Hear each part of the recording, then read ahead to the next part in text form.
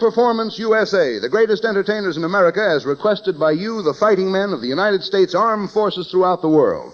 Command Performance, presented this week and every week till it's over. Over there.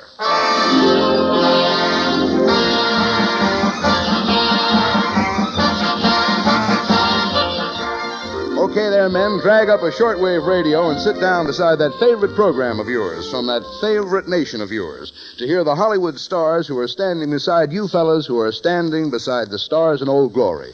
Let's get rolling now with the man who'll keep 'em rolling on Command Performance tonight, the man who's received soldiers' mail from wherever you soldiers are, your master of ceremonies, Mr. William Powell.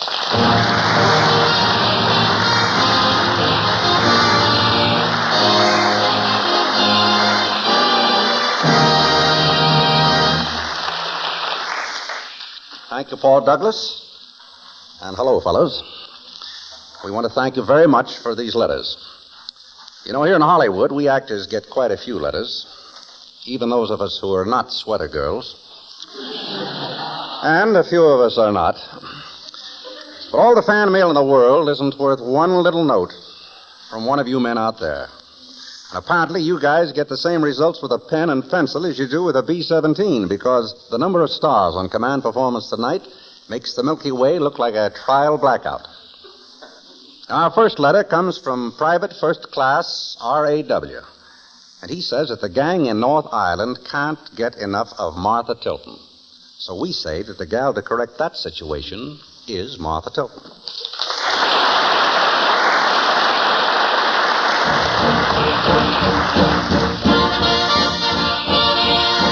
Here's the story of Private Joe. He's a fella you may not know. He's the pride of Company Q. So let me introduce him to you. Draft board called him up one day. They said, "Bud, you're on your way." So he's in the Army now. Private Joe's his name. Sergeant bullied him, you see. Made him do that old KP. But they're buddies now, you see. Corporal Joe's his name. He brushed up on his military manners. He shined the general's boots. He's not the kind to wave any banners, but he's a sergeant in a new zoot suit. Went to see his Daisy Belle, just to give her his farewell. He went AWOL, Private Joe's his name. What a shame, what a shame. He let love step in and change his rank again. What a shame, I said, what a shame. From a private to a corporal and a sergeant back to private again. Now Private Joe was full of ambition. He marched in every parade. He worked hard and got his commission. Now he's a captain of the 3rd Brigade. Went to see his girl again, just to say farewell again. He was AWOL again. Private Joe's his name.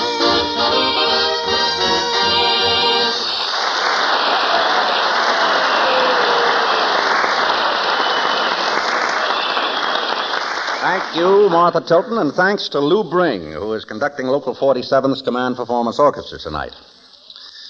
Well, now, somewhere in the British Empire, last April 5th, the canteen manager on the HMS Manchester heard your program, fellows, and here's the letter he wrote that night. To Georgie Jessel, I should like to tell you how nice it was to hear your voice again. The last time I saw you was in the Naval Hospital in Philadelphia, when you entertained us last December. I thought you might like a word of thanks from a limey. Signed, J.H. For Limey J.H., for Technical Sergeant A.W. at Howard Field, and for the host of fighting men everywhere who have commanded his return to Command Performance, a man whose name will always be found on marquees in the heart of American stage fans, Georgie Jessel.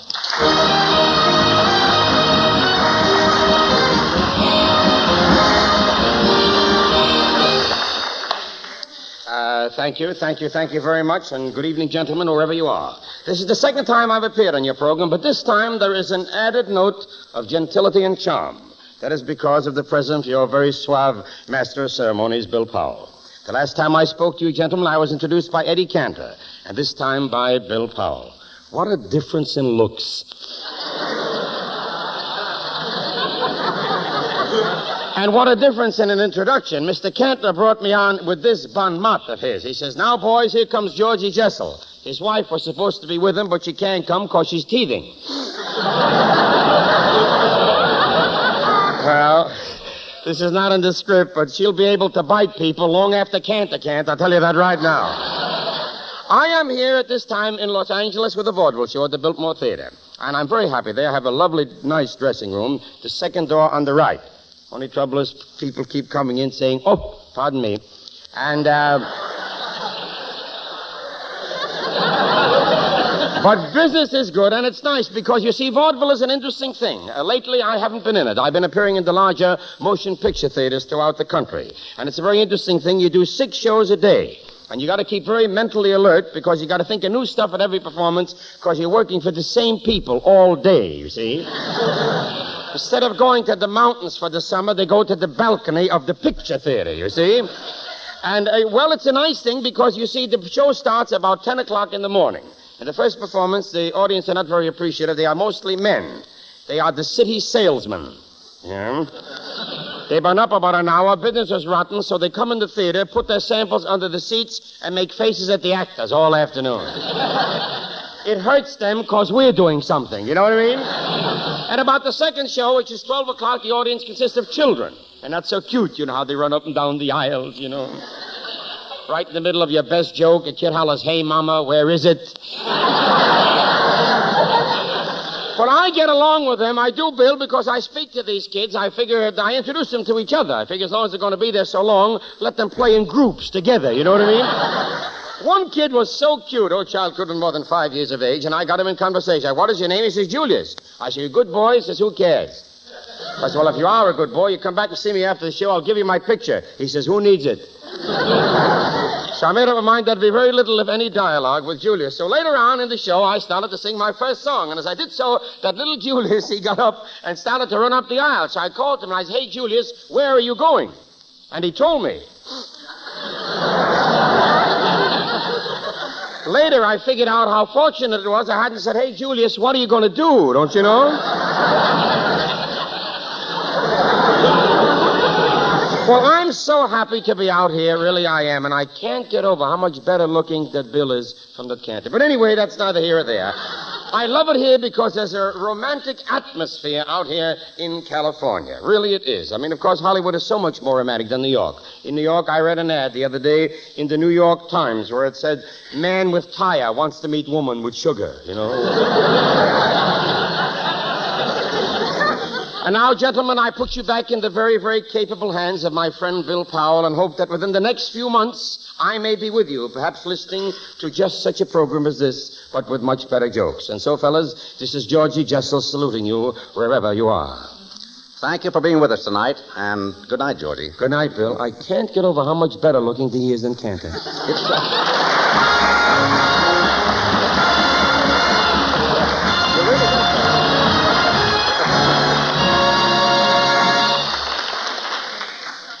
Well, it's very nice of George to say that I'm better looking than Eddie Cantor. But, you know, in all fairness to Eddie, I'm not really. It's just that when a man's had 5 daughters, well, it's bound to do a little something to his figure.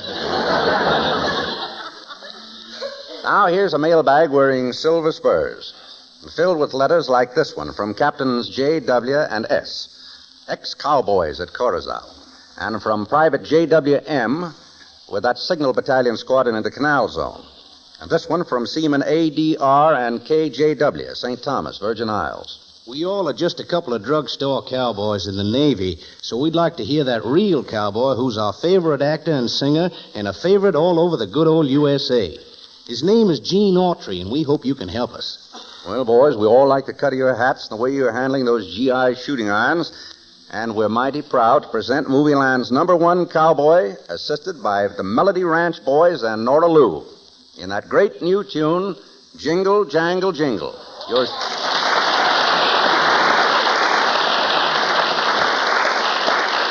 The singing star, Gene Autry.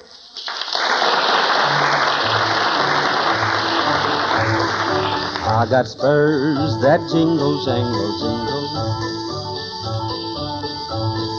I got spurs that jingle, jangle, jingle. As I go riding merrily along, and they sing, oh, ain't you glad you're single? And that song ain't so very far from wrong. Oh, Mary Ann, though I'd love to stay forever, though I know I never can, 'cause I got spurs that jingle, jangle, jingle. As I go riding merrily along, and they sing, oh, ain't you glad you're single? And that song ain't so very far from wrong.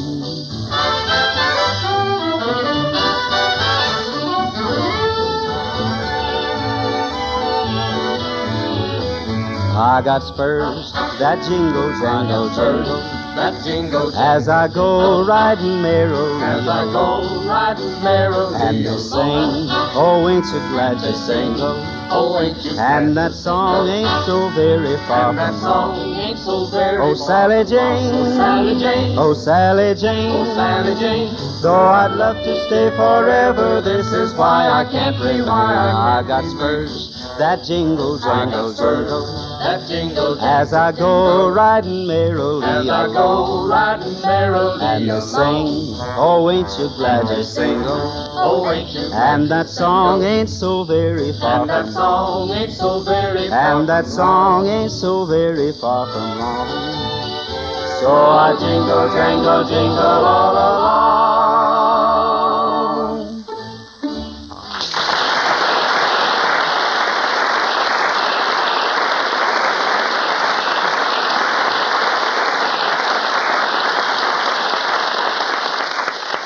Thank you, Gene Autry. Now, by popular acclaim of hundreds of you who wrote in after the May 31st edition of Command Performance, those two glamour gals who posed for the Tiger Shark insignia on the AVG planes. That alluring pair who can switch from a clay pack to a gas mask and still look the same. Lower society's own anemic blue bloods, Brenda and Copina.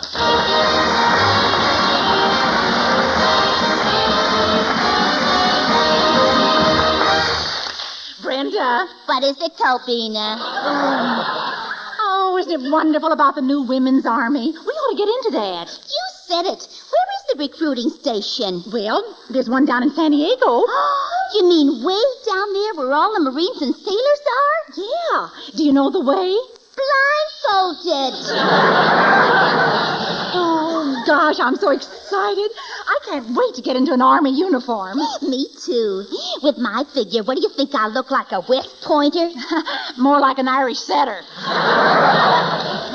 Oh, you're just jealous. Say, when I get in the army, I'll look wonderful in khaki. Yeah, it'll go so well with your teeth. Look who's talking. Miss Repulsive of 1942. Don't change the subject. We're talking about the women's army. You knew the recruiting officer was coming this afternoon. Why weren't you home? I had very important business over at the garage. What were you doing? Getting my girdle retreaded. It cost $7.50. Do you think I got taken in? Yeah, but not enough. After all, Brenda, you'll have to look trim if you're going to be in uniform. Oh, what's so special about being in uniform? Listen, when I get you into a smart-looking uniform, dozens of gorgeous men will be hanging around you, dying to take you out, throwing themselves at your feet. Brenda, stop drooling. But, Copina, are you sure? Why, certainly. You ask me, women look just as good in uniforms as men do. Just stick me in a uniform and I'll put myself up against a man any day.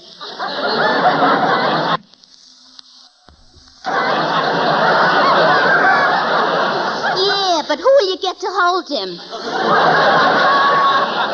Oh, gee, Brenda, I wonder if we can stand that army life. Gosh, I don't know. What do we have to do? Well, I guess you march all morning, drill all afternoon, and then you wash out your clothes, and then before you go to bed, you shampoo your hair. You mean in the Army you wear the same hair every day? Why, yes. Why, that's not sanitary.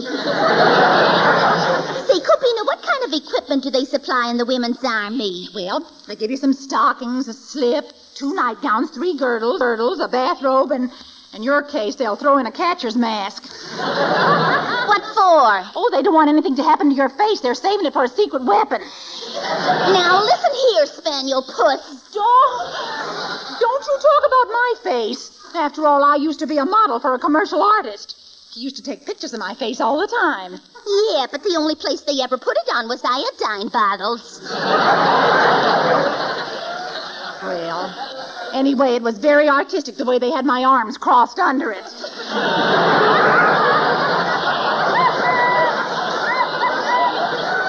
Oh, what do we care? What do we care as long as we keep our boyfriends happy? Say, by the way, what's happened to yours? Which one? Oh, you know, that cute little drafty, the fellow with the 1A body and the 4F mind. Yeah. Gosh, he's sweet. You know, the first night I met him, he gave me some expensive face powder and a bottle of perfume. Match your belly? I don't know, I just used it behind my ears.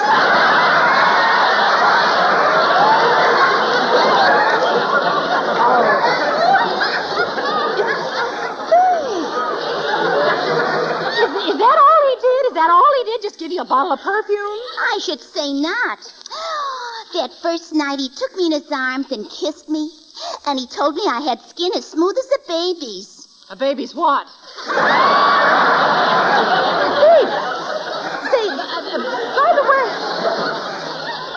by the way, how come you two aren't going together anymore? Oh, I decided to give him up. After all, any girl can lose her head over a man. Yeah, but you're the only one who looks better without it. Oh, you make me sick. Oh, now, I could just... Oh, now, girls, before you get into an argument, wouldn't you like to send some message to our fighting men all over the world? Oh, I'll say, believe me. I'd like to say to all you fighting men and Uncle Sam's forces everywhere, to you thousands of soldiers, thousands of sailors, and just oodles of Marines, when it's all over there, and you come back home, there's just one thing we want you to remember. What is it? Gladstone 4166.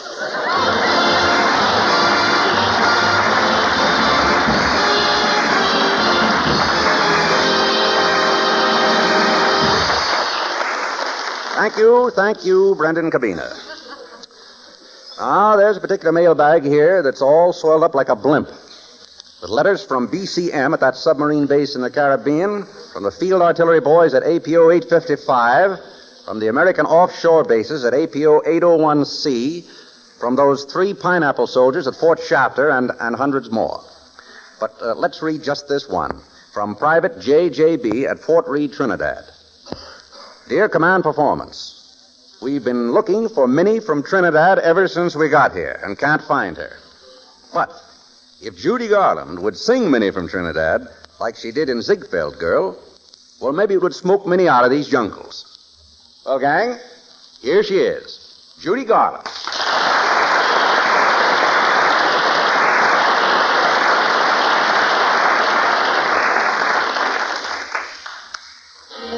I'm gonna tell you a story, and there's no moral to be made. But don't forget when you're dancing that somehow the piper must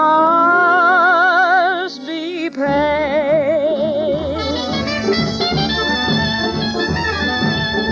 Down on an isle in the southern seas, there lives a lassie named Minnie Breeze, and all the natives agree that she's ought to sing in Trinidad. When Minnie dances, I guarantee, with every move of her vertebrae, the temperature jump up 10 degrees. In Trinidad, that isn't bad. I, they call her Minnie from Trinidad. They all love Minnie from Trinidad. And all the natives would be so sad if Minnie ever left Trinidad. first love Minnie sown. Minnie had herself a steady bone, a fella known as Calypso Joe, and Minnie swore they stepped in only as fate could. Min won a contest for dancing good, so she went away to Hollywood. When Joe heard that, it broke his heart. They call her Minnie from Trinidad. She wasn't good, but she wasn't bad. Calypso Joe was so very sad when Minnie up and left Trinidad. In Hollywood, Minnie traveled far. They changed her name to Minnie Lamar, and pretty soon she became a star, the siren of the picture show. But one day Minnie got awful mad. A guy got fresh and she said, "You cad, my heart belongs to my Trinidad Calypso Joe." They call her Minnie from Trinidad. They all love Minnie from Trinidad. But there is only one native lad gets chilly with Minnie from Trinidad. So Minnie gave up her dough and fame, and she went back to from where she came. But when she got there, she heard with shame that her Calypso Joe was dead. When Minnie heard that, she almost died. She got a gun to try suicide, but as she started to shoot, she cried, "I think I'd rather live instead."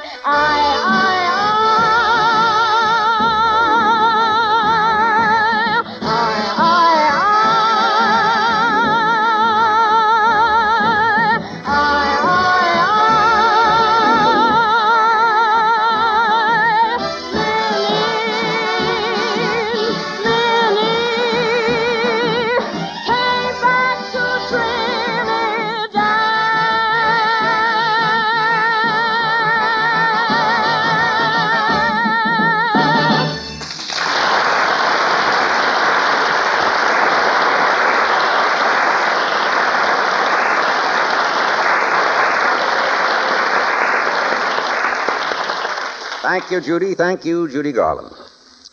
Now we answer the request of the gang who signed themselves the Boys South of the Caribbean. And those 27 leathernecks at Midway who command the appearance of a man known to millions as the dynamic fellow who steps briskly up to your front door, raises a forceful fist, and... Hope you're all having a good time. I hope. It's Al Pierce and his friend Elmer Blurt, the door-to-door salesman.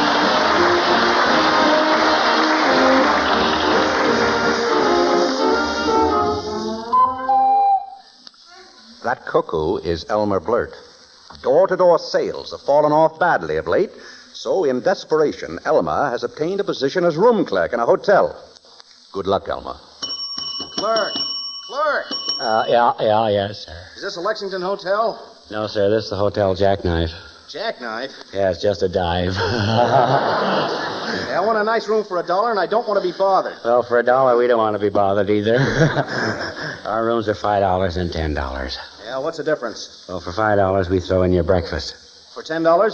For $10, we carry it in. Yeah, what are your rates by the week? I don't know. Nobody's ever stayed here a week. Oh, golly, there's somebody calling me. Room clerk speaking. Hello. This is the man in 615. I want a pitcher of ice water. I'm sorry, mister. You'll have to wait. Why do I have to wait? The man in 612 is using the ice cube. Good morning, clerk. I'm going to bed now, and I'd like to be awakened at 9:15. Yes, sir. What room are you in? Oh, I haven't got a room. I sleep on a chair in the lobby. Well, that's a nice hobby, to sleep in the lobby. Oh, golly. Oh, gosh, here comes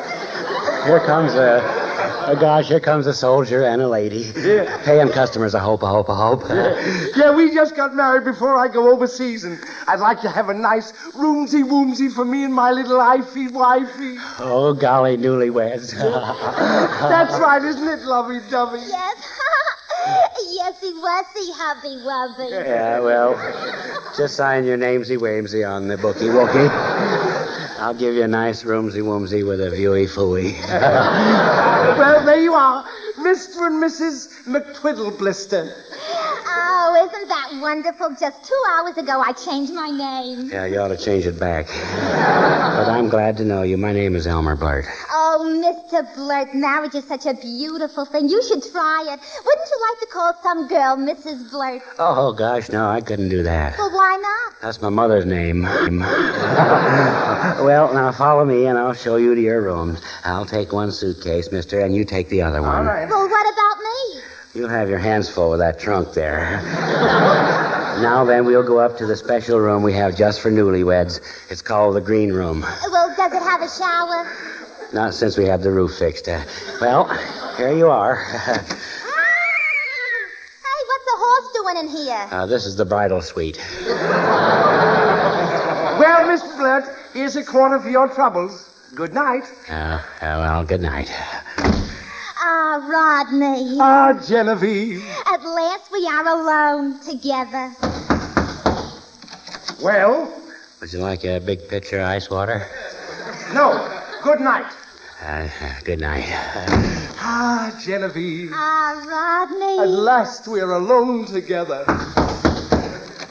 What is it now? How about a small pitcher of ice water? No, do you hear? Good night.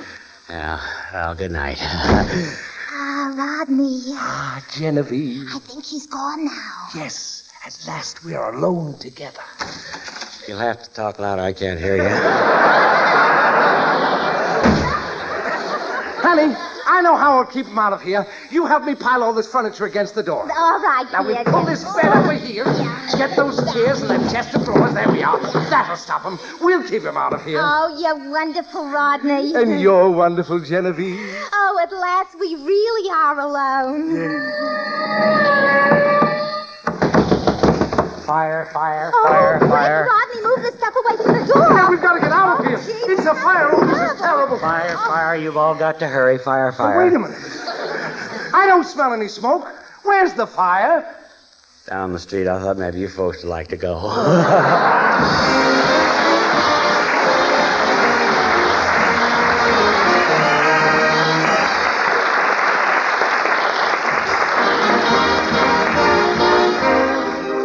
Well, fellas, the minute hand on the studio clock is caught up at the hour hand, and they're both pointing at us to move along. It'll take a lot more time than we have left to tell you how much we appreciate being picked out of your family of 130 million and invited to your special party, Command Performance. Speaking of another kind of party, we've heard that the Japs often like to take on a load of sake. But, man, what they've been taking on out there on the Pacific is Sakola. And I'd also like to mention a certain party over in Germany. For a short time, this fellow Hitler was drunk on success. But now the guy is really getting plastered. So long.